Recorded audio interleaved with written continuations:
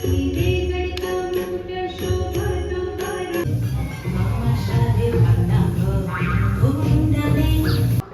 বলে থাকি আমি বাবা সাথে পাশে থাকি না, তবে জি বাংলার রান্নাঘরের এই জার্নিতে আপনারা আমার সাথে থেকেছেন, পাশেও থেকেছেন। যদি সব ছাড়িয়ে দুটি হাত বাড়িয়ে হারাবার খুশিতে যাই শুধু হারিয়ে। আজ 5 থেকে 500-তে পৌঁছে গেছি। জি বাংলার রান্নাঘরে আজ 500তম পর্ব। এসো বলছি বাবা, জি বাংলার রান্নাঘরের 500তম পর্বের অনেক অনেক অভিনন্দন। আচ্ছা কি কি আছে? আমার রান্নার খাতাটি তো আছে, হ্যাঁ, তার সঙ্গে চাল, গাজর, রসুন, রান্নাঘরের লোগো, যা যা লাগে, যা যা আছে সব আছে। সামনে আবার তুমি এলো, সামনে আবার 500 লেখা, আর আমিও রয়েছি, তার পছন্দের লাল রঙের শাড়ি। আজকেও তো ম্যাচিং হয়ে গেছে, ম্যাচিং হয়ে গেছে একেবারে। টিভি দেখে কন্যা আমার পরে রূপের চর্চা, রূপ কি বারে ওই জানে, আমার বাড়ির খরচা। কিন্তু গিন্নি আমার রূপেতে নেই, তিনি শেখেন রান্না। আমি তার গিনি ব্যক্তি, তিনি নিজে আগে খান।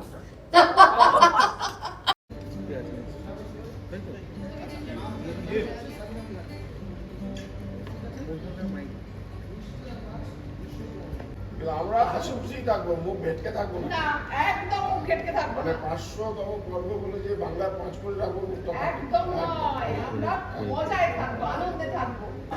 জীবনে কি ভাবনা ভুলেছি সে ভাবতে, সামনে জানে কি জানি না সে কি আসল কি নকল চোরা আমার পরিবেশ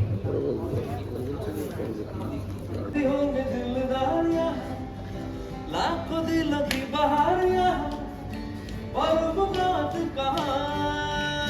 হিমাচল প্রদেশ থেকে ফেরার পরে আমাকে কি না করলে নয়? শুনলাম শিয়ালদা এসে বলছে উফ কোথায় চলে এলাম। হ্যাঁ শিয়ালদা নেমে কেন না, তো মোহনা কি কি রান্না করতে পারে? আমি যেটা করছি সেটাই খাই। মোহনা খেতে ভালোবাসে, আমি শুধু খাই, রান্না তো অন্যজন। আচ্ছা যদি সারাদিনে যদি বলা হয় মোহনাকে সারাক্ষণ খেতে হবে, তাহলে কোন খাবারটা? মাটন, সারাদিন মাটন। আমি একটা জিনিস সারাদিন খেতে পারি, সেটা মাটন। ওখানে ওইদিকে মাও বসে রয়েছে, মায়ের দিকে বোধহয় এখন আর তাকানো না, খেনি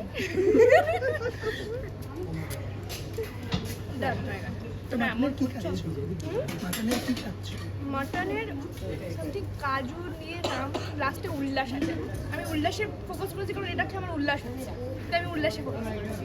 কতটা এই মুহূর্তে উল্লাস চলছে রান্নাঘরে 500তম এপিসোড? কিন্তু আমার খুবই ভালো লাগছে, কারণ রান্নাঘরে আমি খুব একটা আসি না, অনেক দিন পর এসেছি তো, আর 500 পর্বতে এসেছি, একটা স্পেশাল ডে, তো খুব মজা হচ্ছে, খুব ভালো লাগছে।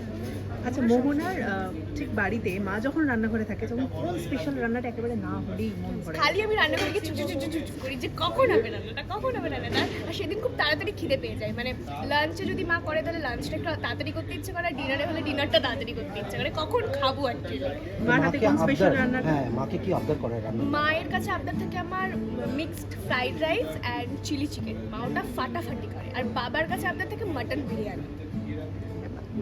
মাশরুম মানে বাঙের ছাতা, বেশ কিছুটা মেহেন্দি পাতা, 500 গ্রাম পাঠার সিরা, তারপরেটা ঠিক বুঝছি না, 5 খানা পাতলা গুঁড়ো, কাঁচা হলুদ, জিরে গুঁড়ো। সাবিনা দিয়েছে রন্ধন মিশারদ। কি গো, তুমি রাখবে তো আজকে দায়িত্ব, নেবে তো রান্না বান্নার? তোমার হাতে কাজু মাওয়া মাটন উল্লাস। আমি সব এইখানে ঘুরে যখন সবাই কুড়ি বলছি আমার খানিকে অদ্ভুত থাকবে, থেকে দেখেছি আমরা সেটাই বললাম, তুমি অনেক তখন তোমরা কি ছোট ছিলাম, আমরা তো ভাবতে শিখছিল কার রাত বৃষ্টির সময় বিকালবেলাতেই হতো। দুপুরবেলা আমার হয়তো সিন নেই, আমি বেরোতাম, তারপর লিস্ট আসতাম, চলে যেতাম খাবার আনতে জিসানে, হ্যাঁ কটা বিরিয়ানি আনবো, তারপর লাস্টে টেবিলেও আমরা ছাড়তাম না, পুরো একটা লিস্ট ছিল,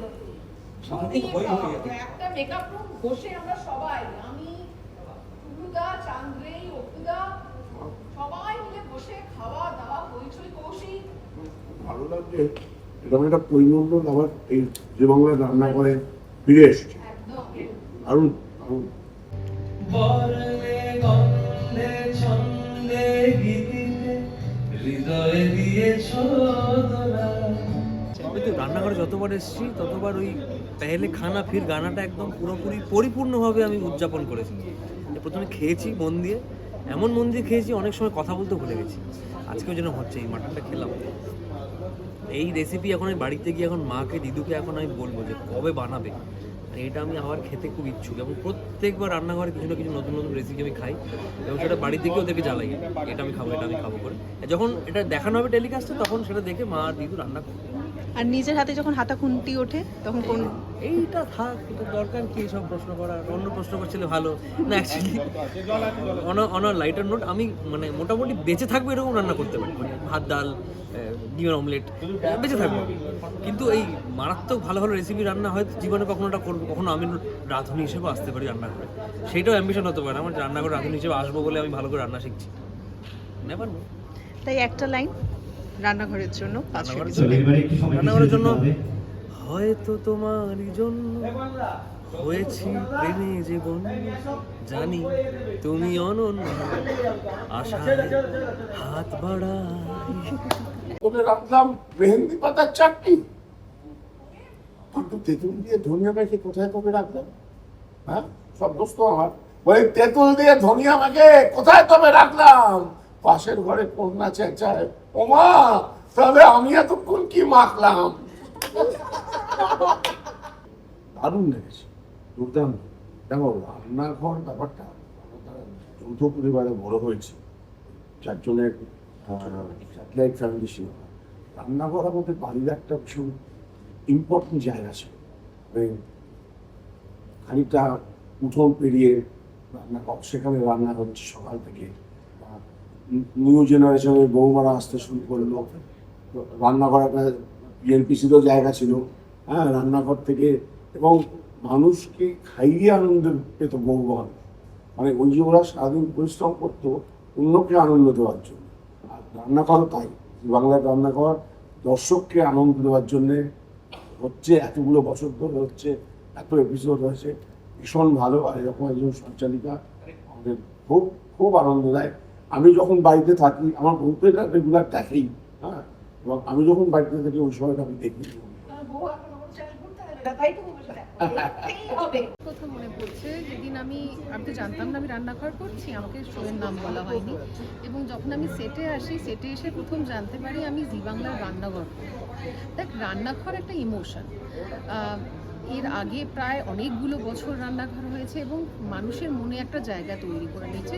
সেই উল্লেখ করে সুদীপার কথাই বলবো। সুদীপা অনেকগুলো বছর ধরে এই শোটা করেছে, তারপর অপাদি করেছে, আরও অনেকে করেছে। এটা বাঙালির একটা ইমোশনাল শো। এবং দেখ, আমরা তো খেতে ভালোবাসি বাঙালিরা, তাই সেখানে ভুল ত্রুটি মাফ করা যায় না। যেমন ইমোশনটাকে, যেমন আমরা একটু যদি অ্যাক্টিং করতে গিয়ে যখন আমরা রিয়ালিস্টিক অ্যাক্টিং করতে পারি না, তখন তো কোথাও একটা গ্যাপ তৈরি হয়, তখন মানুষ বোঝে যে না, পারলো না এই চরিত্রটার কাছাকাছি যেতে। ঠিক একইভাবে এই শোটাতে না, মানে তথাকথিত নন ফিকশনের মতো নয়, এতে কোথাও তুমি নিজে কেমন সেটা খুব বেশি ইম্পর্ট্যান্ট। রান্নাঘরে যে ইমোশনটা আমার জুড়ে ছিল সেটা হলো মায়ের গন্ধ, মায়ের মতো করে রান্না করা, ওই যে আওয়াজগুলো, সেই আওয়াজগুলো মনে করানো মার অস্তিত্ব। এবং কি বলতো, আজ যারা রান্নাঘরের দর্শক আমাদের, তারা যে আমাকে অ্যাকসেপ্ট করতে পেরেছে এবং তারা আমাকে সত্যি বলবো আমাকে যা ভালোবাসা দিয়েছেন, আমি সত্যি কৃতজ্ঞ। মানে আমি আমার ভাষা নেই বলার জন্য। আমি যেখানে যাই সবাই এসে আমায় জড়িয়ে ধরে, আদর করে, এবং তার মধ্যে কোনো মিথ্যে নেই। যে জিনিসটা না আমাকে আমার মন ছুঁয়ে গেছে এবং প্রত্যেক মুহূর্তে মনে হয়েছে আমাকে আরও ভালো করতে হবে। এবং সঙ্গে সঙ্গে যেটা ঘটেছে, আমি রান্নায় পারদর্শী হয়ে উঠেছি। একসাথে কাটি, সবাই হাত দাও।